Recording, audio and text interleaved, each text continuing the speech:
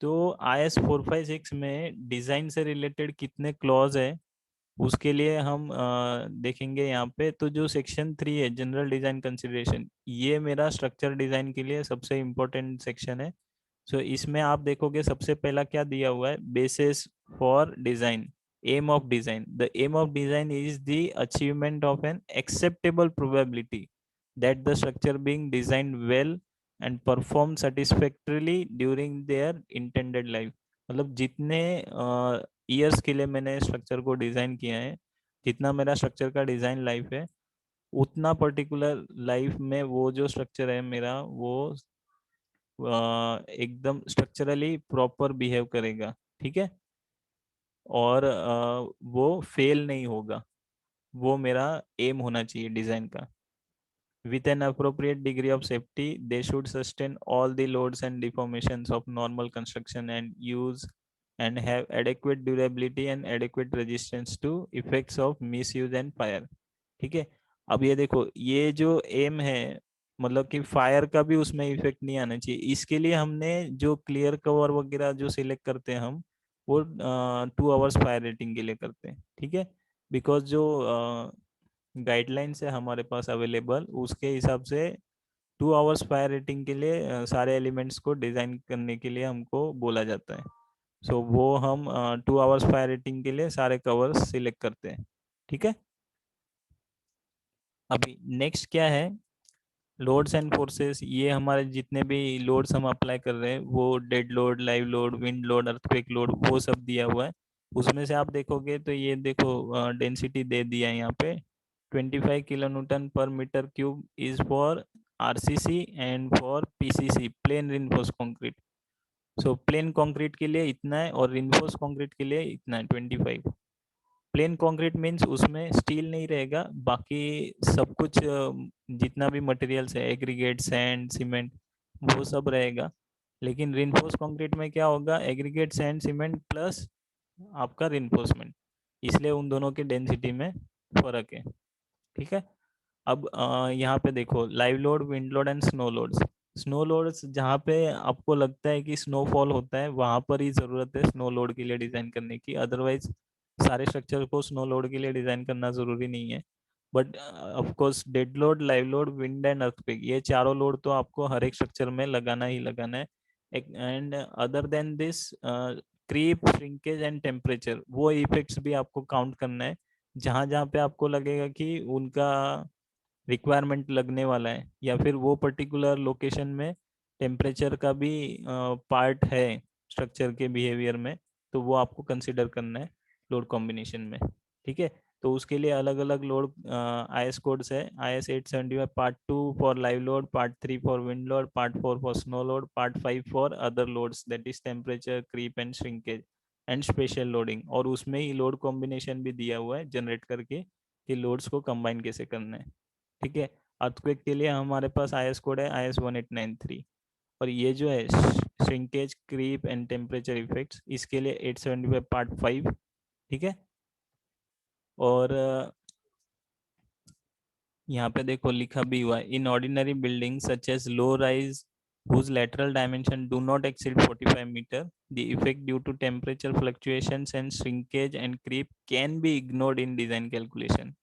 इसलिए जो हमारा जो स्ट्रक्चर का डायमेंशन है, मतलब lateral dimension, horizontal and vertical planar dimension, ये अगर मेरा 45 मीटर से कम है, that to low rise building. अब लो राइज मतलब कि जो स्ट्रक्चर का हाइट है वो 15 मीटर या उससे कम होगा, सो उसको हम बोल सकते हैं low rise. Otherwise 15 metre and above को मीडियम मीडियम राइज बिल्डिंग बोलेंगे, और हाई राइज बिल्डिंग होता है अबव 50 मीटर एज पर IS 16700, that is available for tall building. ठीक है, तो टॉल बिल्डिंग के लिए एक कोड है 16700। तो 16700, तो वो वाला कोड हम हाई राइज बिल्डिंग के लिए यूज करते हैं। उसमें एक डेफिनेशन है हाई राइज स्ट्रक्चर की, तो वो है above 50 metre all the structures are considered as high rise structures. ठीक है, तो यहाँ पे देखोगे आप बाकी के सारे पैरामीटर्स दिए हुए हैं। अब जो डिजाइन के लिए सबसे पहला जो क्राइटेरिया है, यहाँ पे देखो मिनिमम बीम विड्थ, इसका भी क्लॉज दे दिया है। अब 2 आवर्स फायर रेटिंग के लिए मिनिमम कितना है, 200। सो मेरे जो स्ट्रक्चर में अगर मैं 2 आवर्स फायर रेटिंग के हिसाब से डिजाइन करूंगा तो बीम का विड्थ मिनिमम 200 तो भी होना चाहिए, उससे कम नहीं। ठीक है। और फ्लोर थिकनेसेस भी देखो 2 आवर्स के लिए ये 125 है ना। मतलब मुझे मिनिमम थिकनेस ऑफ स्लैब 200 125 तो रखना ही रखना है। ठीक है। और कॉलम की थिकनेस मिनिमम 300 रखना है। ये देखो ये वाले क्लॉज से हमको पता चलेगा 2 आवर्स फायर रेटिंग के लिए beam width 200, slab thickness 125 and column 300। और वॉल जो शेयर वॉल है, ठीक है, उसकी thickness 160 mm। Percentage of steel where lies between 0.4 and 1%, otherwise greater than 1% होगा तो 100 mm। बट ये इरेडिकेट हो गया है। ये IS 1893 और 13920 में ये शेयर वॉल का क्राइटेरिया दिया है, वहाँ पे आपको मिनिमम थिकनेस मिलेगी, वो भी 200 mm है। ठीक है। और इफेक्टिव स्पैन कैसे कैलकुलेट होती है?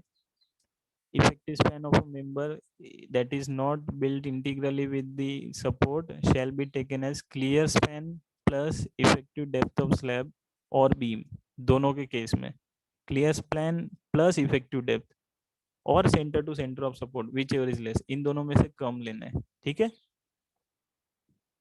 उसके बाद जो क्लॉज थे वो डिजाइन के क्लॉज थे। जो बीम्स के क्लॉज देख लेता हूँ मैं। सो बीम के केस में जो मिनिमम परसेंटेज ऑफ स्टील है वो कितना दिया हुआ है, यहाँ पर मैं देख लेता हूँ।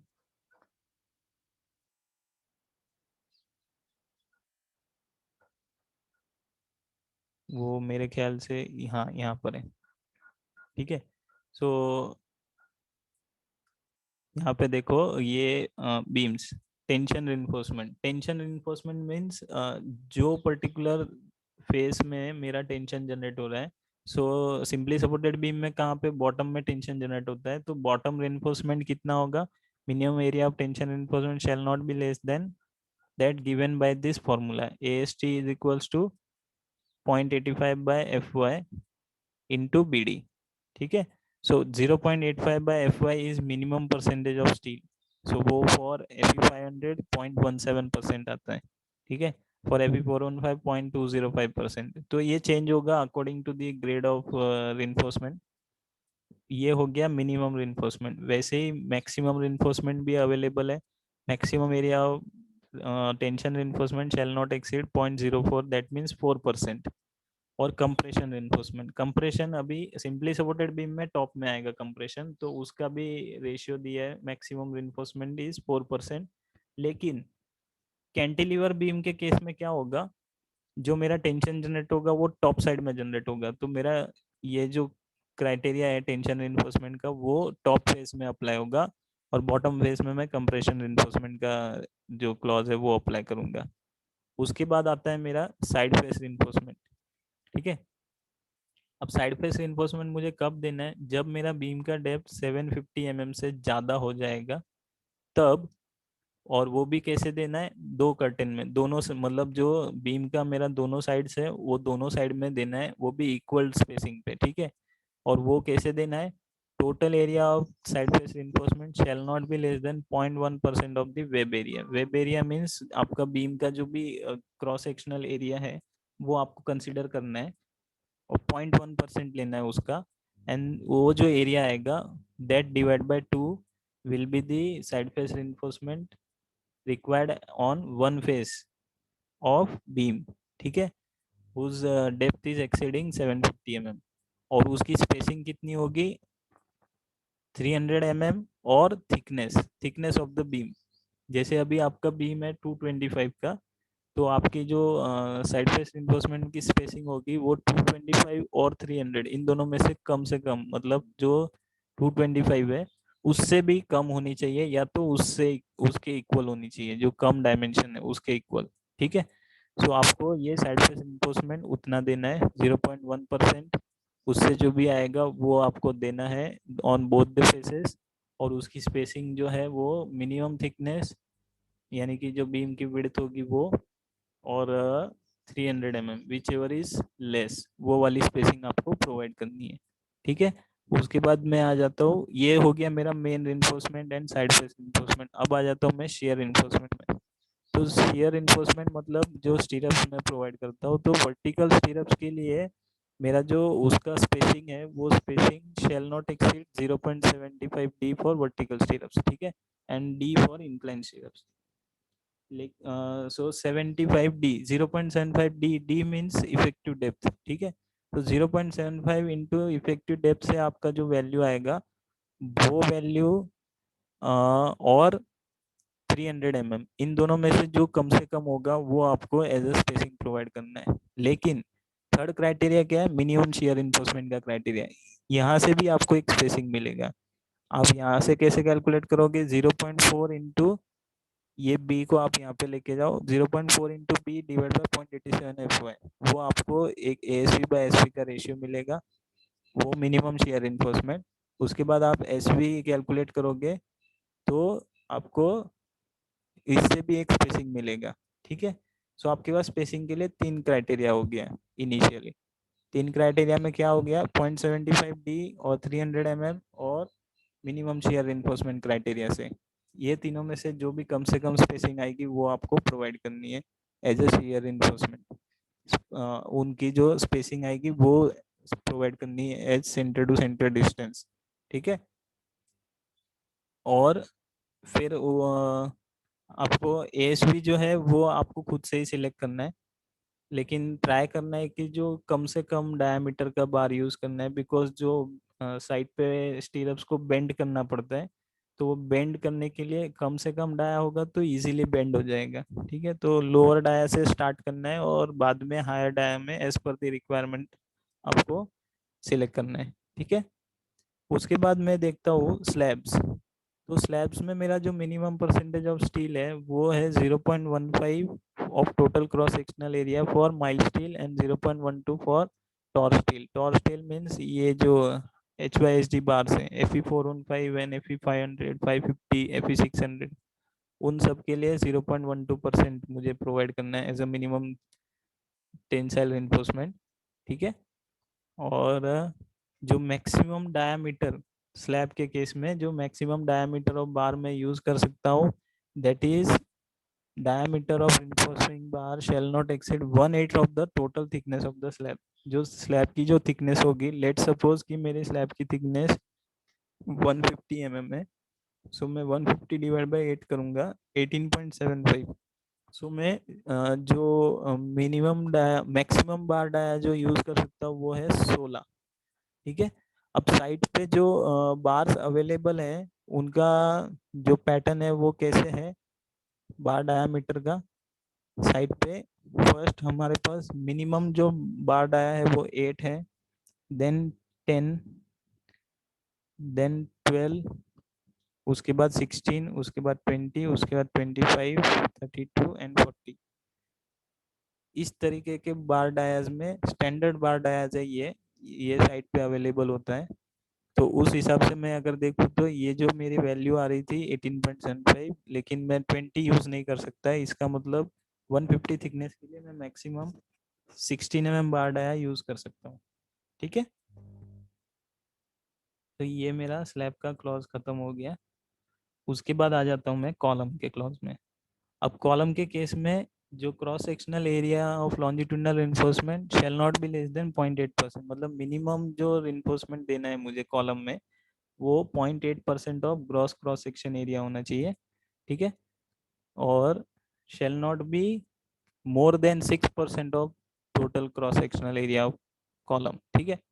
तो ये 6%, लेकिन उसके बाद उसने नोट लिखा है कि this use of 6% reinforcement may involve practical difficulties in placing and compaction of concrete, hence lower percentage is recommended, and where the bars from the columns below have to be left with this column above, so the percentage of steel shall not exceed 4%। मतलब वो case में मुझे 4% से ज़्यादा नहीं देना है reinforcement, because मेरा कंजेशन क्रिएट होगा वहाँ पे, सो उसको मुझे अवॉइड करना है। So minimum is 0.8 and maximum is 4%, ठीक है। जब सिंगल स्ट्रक्चर होगा, जैसे ग्राउंड स्ट्रक्चर है, सिंगल फ्लोर है, तो वहां पे मैं 6% तक जा सकता हूँ। ठीक है। और सेकंड क्लॉज में क्या बोल रहा है वो, in any column that has larger cross sectional area that then that required so to support the load, that minimum percentage of steel shall be based upon the area required for that resist the direct stress and not upon the actual area। ये क्या है कि अगर मेरे column पे मतलब जो load आ रहा है उस लोड के हिसाब से मुझे साइज रिक्वायर्ड है 230/300 की। ठीक है। और मैंने प्रोवाइड किया है वो कॉलम को 300/300, तो मैंने ज़्यादा दिया है ना। सो जो 0.8% मैं कैलकुलेट करूंगा वो 230/300 रिक्वायर्ड जो कॉलम की साइज थी उसके हिसाब से कैलकुलेट करना है। ठीक है। और उसके बाद उसने क्या बोला है थर्ड में, थर्ड पॉइंट सी पॉइंट, उसमें क्या बोला है, the minimum diameter number of longitudinal bars provided in a column shall be 4 in rectangular column and 6 in circular column. So अगर मेरा कॉलम का शेप रेक्टेंगुलर है तो मुझे कम से कम 4 बार्स लगेंगे। ऑब्वियस है कि चारों कॉर्नर्स में मुझे वो जो लिंक है, लिंक को सपोर्ट करने के लिए 4 बार तो लगने वाले हैं, तो वो तो मुझे मिनिमम देना है। और वही सर्कुलर कॉलम के केस में मुझे minimum 6 number of bars place करना है। ठीक है। फोर्थ क्लॉज क्या है उसका, the bar shall not be less than 12 mm in diameter. जो बार का डाया मैं यूज करूंगा column as a column reinforcement, वो 12 mm से कम यूज नहीं करना है। ठीक है। और फिर बाद में नेक्स्ट क्लॉज में क्या बोलता है, reinforced concrete column having helical reinforcement shall have at least 6 bars of longitudinal reinforcement within the helical reinforcement। मतलब जो स्पाइरल पैटर्न में लिंक्स होता है, सर्कुलर कॉलम में दो तरीके से लिंक्स प्रोवाइड करते हैं। एक तो जैसे नॉर्मल हम टाइज प्रोवाइड करते हैं वैसे, और दूसरा हेलिकल पैटर्न में स्पाइरल। ठीक है। स्पाइरल पैटर्न में तो वो केस में वो जो 6 बार्स रहेंगे उन वो थ्रू आउट 6 ही बार्स होने चाहिए, और वो जो स्पाइरल है उसके साथ प्रॉपरली टाई होना चाहिए। ठीक है। उनकी बॉन्डिंग प्रॉपर होनी चाहिए।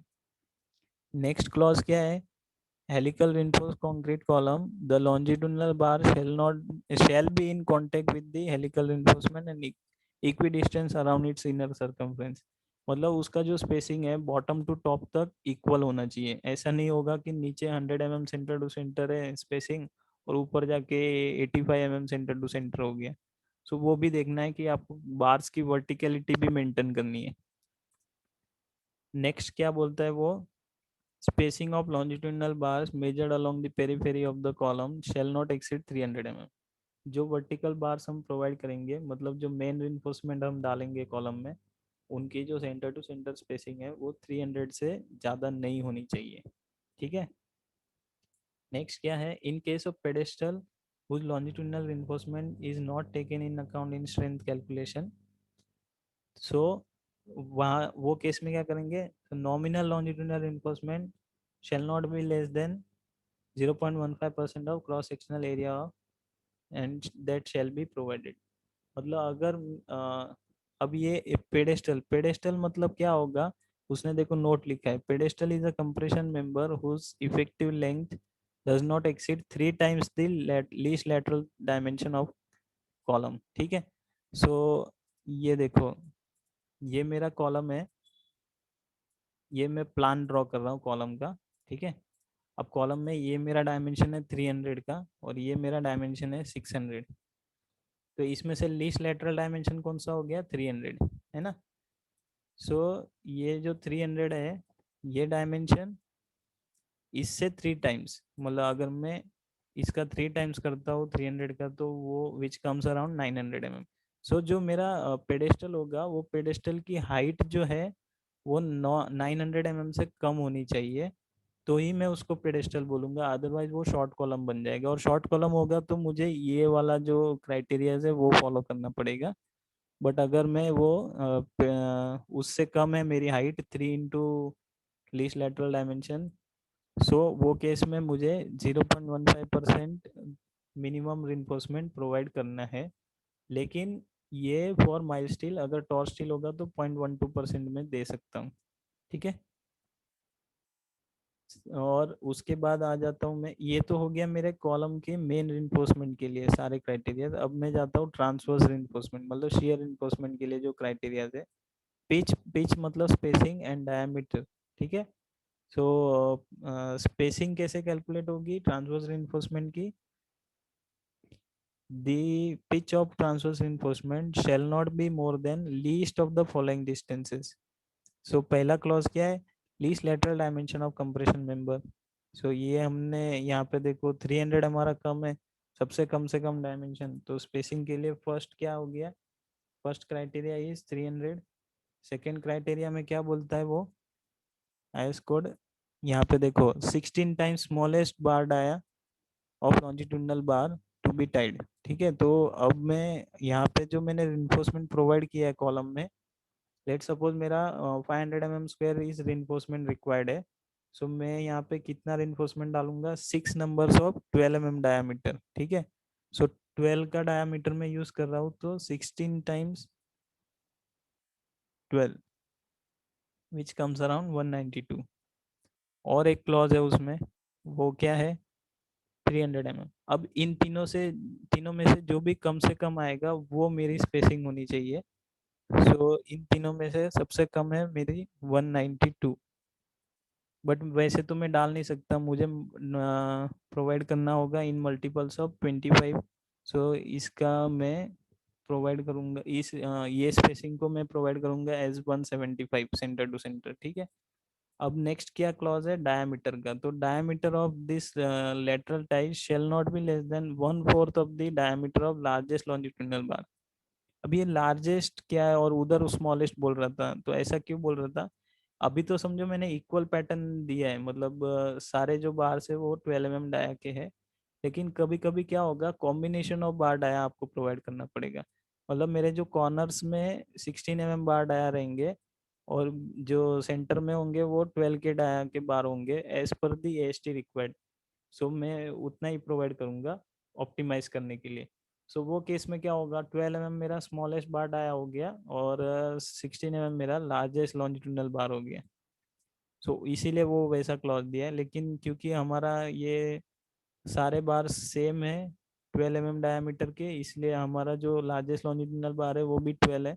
सो फर्स्ट क्राइटेरिया बार डाया के लिए क्या है कि जो लार्जेस्ट लॉन्जिट्यूडिनल बार है that divide by 4 will be my diameter of tie, ठीक है। सेकेंड क्लॉज क्या बोलता है, और 16 mm, ये 16 mm नहीं है, 6 mm है, ठीक है। टाइपिंग मिस्टेक है यहाँ पे।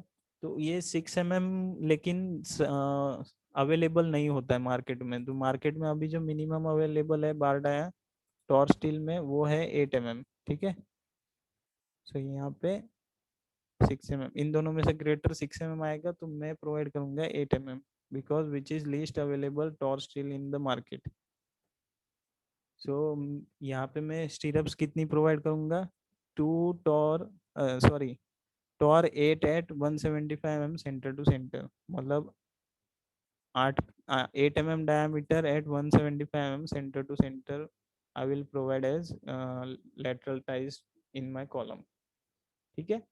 तो ये हमने क्लॉज देखे IS 456 से डिटेलिंग के, जो मेरा बीम स्लैब एंड कॉलम के लिए था।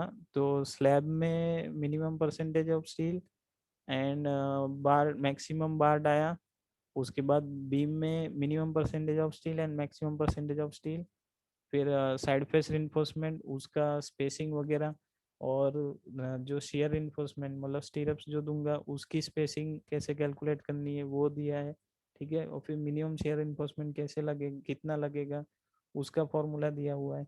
और उसके बाद हमने कॉलम्स के क्लॉज देखे, तो कॉलम्स में जो अलग अलग पॉइंट्स दिए थे, जैसे कि मैक्सिमम बार मिनिमम बार डाया 12 mm, और minimum percentage of steel, maximum percentage of steel, फिर मिनिमम नंबर ऑफ बार्स, और जो लिंक्स प्रोवाइड करना है वो लिंक्स का स्पेसिंग एंड डायमीटर वो कितना देना है वो हमने देख लिया, ठीक है। सो इस ये सब क्लॉज फॉलो करेंगे हम जब भी हम इसका डिटेलिंग करेंगे, मतलब जो हमने मॉडल डिज़ाइन किया है उसका जब हम रिइंफोर्समेंट प्रोवाइड करेंगे हर एक एलिमेंट का, सो ये सारे क्लॉज को ध्यान में रखते हुए वो डिटेलिंग करेंगे, ठीक है। तो आज के सेशन में इतना ही। और अभी हम मिलेंगे नेक्स्ट सेशन में, ठीक है, एट 7:30 PM।